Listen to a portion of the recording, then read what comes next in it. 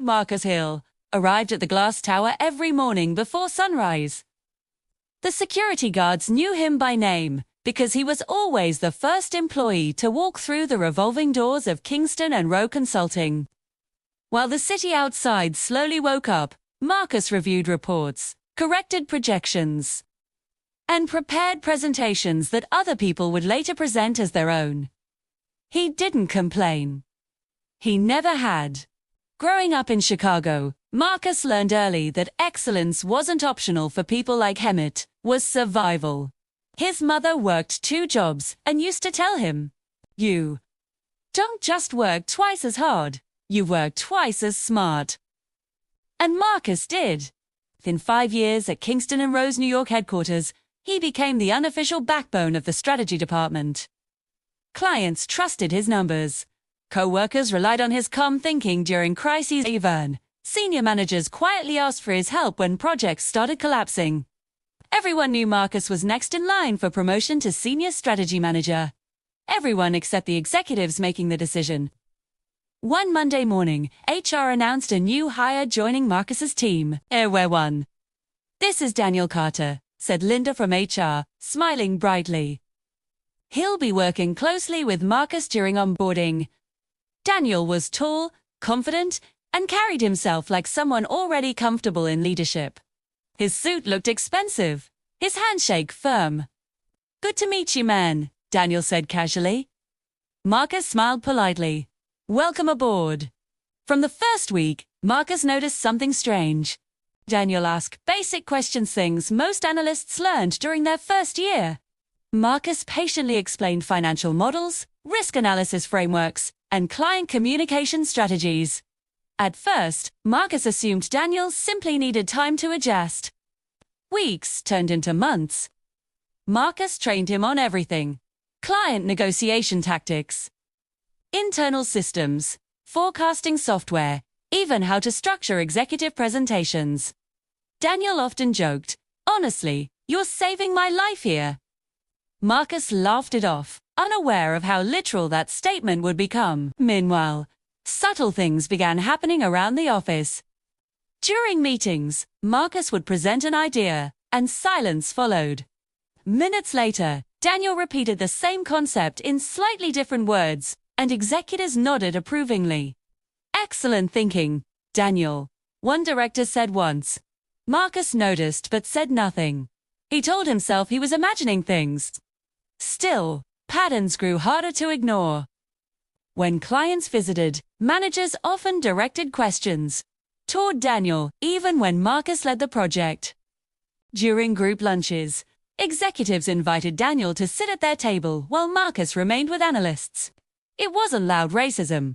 No insults, no open hostility. Just invisible walls. One evening, Marcus stayed late, finishing a proposal for a major tech client worth millions.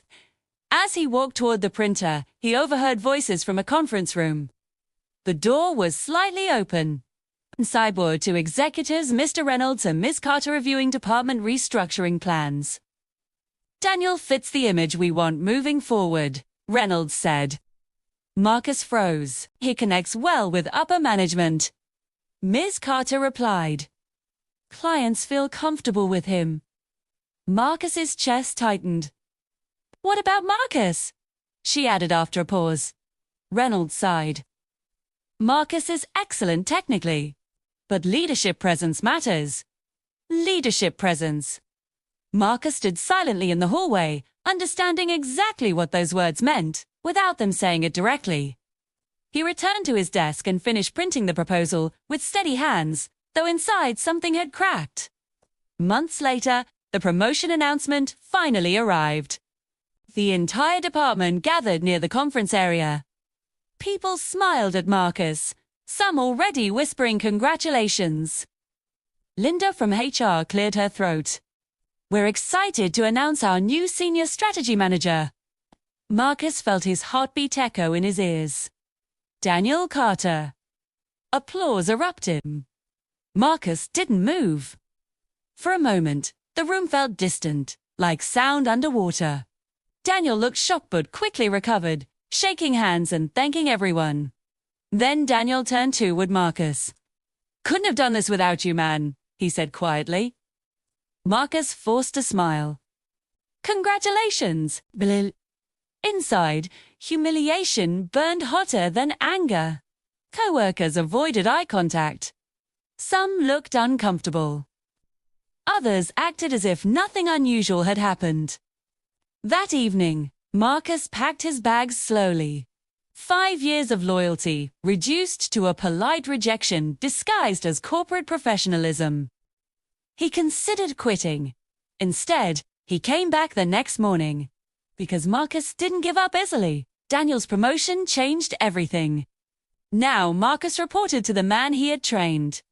Daniel tried to remain friendly, but authority altered their dynamic. Meetings Marcus once led were reassigned. Decisions Marcus used to make independently required approval. One afternoon, Daniel approached his desk. "Hey, big client presentation next week," Daniel said. "I'll need your help preparing it." Marcus nodded calmly. Of course. He worked late nights building a flawless strategy, planned market analysis, risk projections, expansion models. It was some of his best work.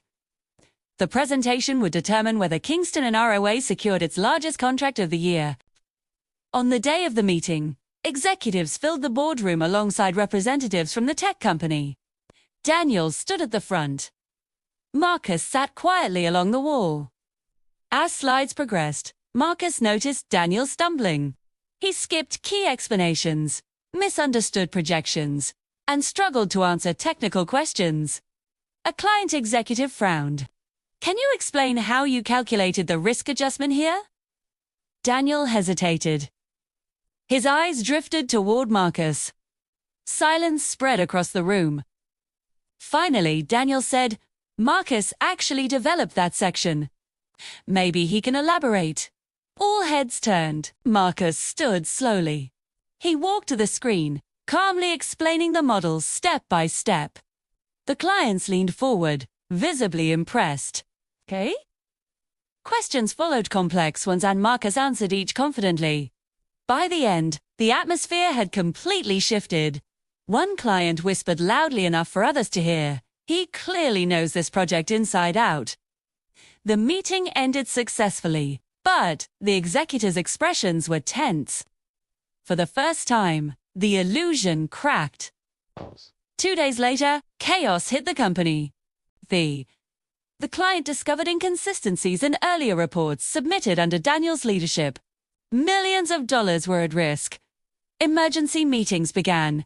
Executives scrambled for solutions. Marcus worked quietly overnight, reviewing every file. By morning, he identified the problem.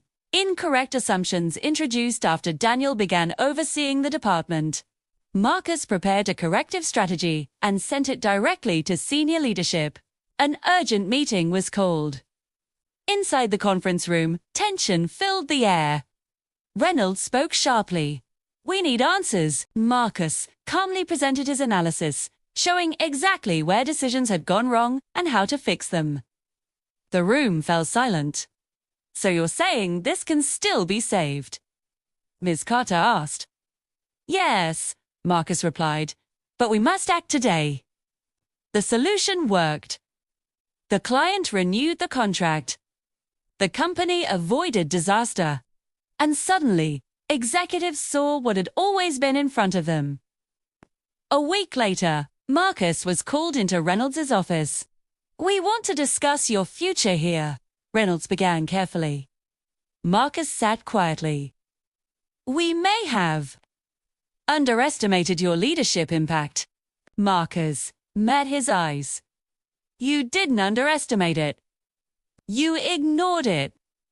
The honesty startled the executive. Reynolds shifted uncomfortably. "We'd like to offer you the senior strategy manager role." Marcus paused. For years, this moment had been his goal. But now it felt different. "Why now?" he asked. Reynolds hesitated. Marcus answered for him. "Because the client saw me." Silence confirmed the truth. Marcus stood slowly. I gave this company everything, he said calmly. I trained leadership. I solved crises. And still, I had to prove myself twice. Reynolds had no response. Marcus continued, voice steady but firm. Leadership presence isn't about appearance, it's about responsibility.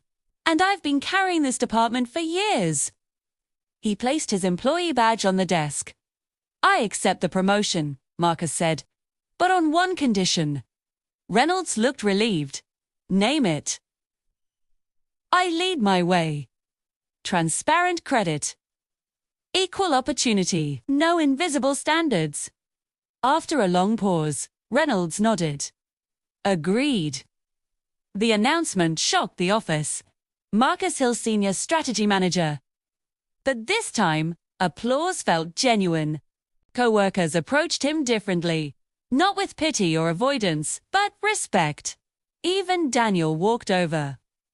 I owe you an apology, Daniel said quietly. I didn't realize how much you were carrying. Marcus nodded. Now you do. Daniel extended his hand. Marcus shook it, nod out of obligation. But closure. Months later, Kingston and Rowe began changing. Marcus restructured evaluation systems to ensure contributions were documented fairly. Junior employees found their voices heard. Promotions became performance-based rather than perception-based. For the first time, diversity wasn't a slogan on company posters, it was visible in leadership. One evening, as Marcus looked out over the city skyline from his office, he remembered the hallway conversation months earlier. Leadership presence. He smiled slightly. They had been right about one thing. Presence mattered. And now, finally, his could no longer be ignored. Marcus Hill tried to focus on work after the promotion announcement, but the atmosphere around him had changed in ways that were impossible to ignore. People spoke more carefully near his desk, as if unsure what to say. Some co-workers avoided eye contact completely, while others gave sympathetic smiles that only reminded him of what had happened. The hardest part wasn't losing the title. It was realizing that years of loyalty and performance had still not been enough to overcome. Quiet assumptions made about him long before he ever entered the building. He buried himself in work anyway. Numbers made sense when people didn't. Late at night, when most of the office lights were off and the city outside glowed through the glass walls, Marcus felt calm again. Spreadsheets responded logically. Strategies improved when effort was applied. Unlike office politics, effort actually mattered there. He told himself that success would eventually correct everything. It always had before. Daniel, now officially his manager, struggled under responsibilities he wasn't fully prepared for. Marcus noticed it immediately during team meetings. Deadlines were misjudged, client expectations misunderstood, and small problems turned into urgent crises. Daniel wasn't a bad person. Marcus could see genuine stress in his face. But leadership required experience, and experience couldn't be rushed simply because executives preferred a certain image. One afternoon, Daniel approached Marcus with visible frustration. He closed the office door behind him and sighed heavily before speaking. He admitted he felt overwhelmed and confessed that the role was far more complicated than he expected. For a moment, Marcus saw not a rival, but a man caught in a situation created by decisions above both of them. Daniel asked for help again, almost exactly the way he had during his first week at the company. Marcus hesitated only briefly before agreeing. Helping the team succeed mattered more to him than pride. As they worked together preparing upcoming client strategies, Daniel slowly began to realize how much Marcus actually handled behind the scenes. Marcus anticipated problems before they appeared, balanced risk with opportunity, and understood clients not just through data but through intuition built over years of experience. Daniel started asking fewer surface-level questions and more thoughtful ones. Respect replaced casual friendliness, and their conversations became more honest. Meanwhile, whispers spread through the office after the major client presentation where Marcus had stepped in and effectively saved the meeting. Employees who had once overlooked him began openly acknowledging his expertise. Junior analysts started coming directly to Marcus for guidance instead of waiting for managerial approval. Even executives began greeting him differently in hallways, their tone noticeably more careful, almost cautious. The company's crisis only accelerated this shift. When financial inconsistencies threatened to collapse a major contract, Marcus worked through the night reviewing months of reports. The quiet hum of computers and distant city traffic were his only companions as he traced decisions back step by step. By dawn, exhaustion weighed on him, but clarity had arrived. He'd discovered exactly where flawed assumptions had entered the strategy and how they could be corrected before permanent damage occurred. Presenting his findings to leadership felt different from previous meetings. This time, he didn't shrink himself or soften his confidence. He spoke clearly, explaining not only the solution but the reasoning behind every decision. Executives listened without interruption. For the first time since joining the company, Marcus felt fully seen rather than politely tolerated. Questions were directed to him, not around him. Refinish. The silence in the room carried respect instead of doubt. After the crisis passed and the client renewed their partnership, the office atmosphere shifted again. Conversations about leadership and evaluation quietly began circulating among upper management. Employees noticed new discussions about transparency and contribution tracking. Marcus didn't know exactly what was happening behind closed doors, but he sensed the company confronting uncomfortable truths it had avoided for years. Outside of work, Marcus reflected deeply on everything that had happened. He walked through busy streets after long days, watching strangers rush past under neon lights. Thinking about how easily talent could be overlooked when people judged confidence by familiarity instead of ability. The experience hurt, but it also strengthened something inside him. He realized his value had never depended on a title or recognition. It existed long before anyone decided to acknowledge it. When executives finally approached him again about leadership opportunities, Marcus felt calmer than he expected. Months earlier, he might have accepted instantly, desperate for validation. Now, he understood that real leadership meant shaping environments where others wouldn't face the same invisible barriers he had endured. The role was no longer just about career advancement, it was about change. Gradually, Marcus began influencing team culture, even before any official decision was announced. He encouraged junior employees to speak during meetings, making sure quieter voices were heard. He credited team members publicly for their work, something rarely practiced before. Small actions began transforming morale. People worked with more confidence when they knew their contributions would not disappear behind someone else's title. Daniel, witnessing these changes, openly supported Marcus more often. Their relationship evolved into something closer to partnership than hierarchy. Daniel admitted privately that the experience had forced him to confront advantages he had never previously questioned. Those conversations were sometimes uncomfortable, but honest, and both men grew from them.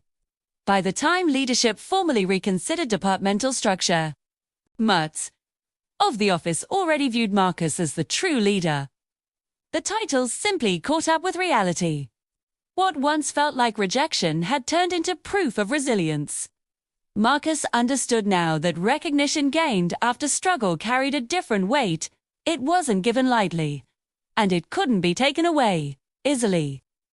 Standing near the office windows one evening, watching the sunset reflect against neighboring skyscrapers, Marcus felt a quiet sense of balance return. The journey had exposed unfairness, frustration, and doubt, but it had also revealed his strength and influence. He realized that change rarely arrived through loud confrontation alone. Sometimes it came through persistence, strong enough that truth eventually became impossible to ignore.